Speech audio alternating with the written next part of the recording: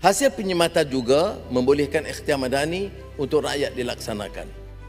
Sejati madani, yakni jawatan kuasa kampung, menjalani kegiatan ekonomi yang mereka tentukan dengan dana sehingga RM100,000. Tahun depan, RM1 bilion disediakan bagi memperhebat ikhtiar madani untuk rakyat. Sejati madani diperluas untuk melibatkan anak-anak muda menambah pendapatan komuniti seperti program mesin layan diri atau di bidang pertanian, khususnya sistem pengairan baja fertigation. Tahun depan, sasaran kampung angkat madani ditingkatkan kepada 500 kampung dan sekolah angkat madani ditingkatkan kepada 1,500 sekolah termasuk dengan penglibatan sektor swasta. 4,000 lampu solar madani di Sabah telah dipasang, hampir diperluas ke kampung-kampung dan kemudiannya nanti ke seluruh negara.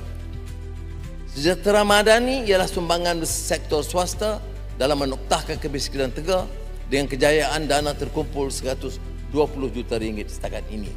Untuk itu, syarikat dan individu berpendapatan perniagaan yang menyumbang untuk program kampung angkat dan sekolah angkat madani, sejahtera madani, layak diberi potongan cukai pendapatan.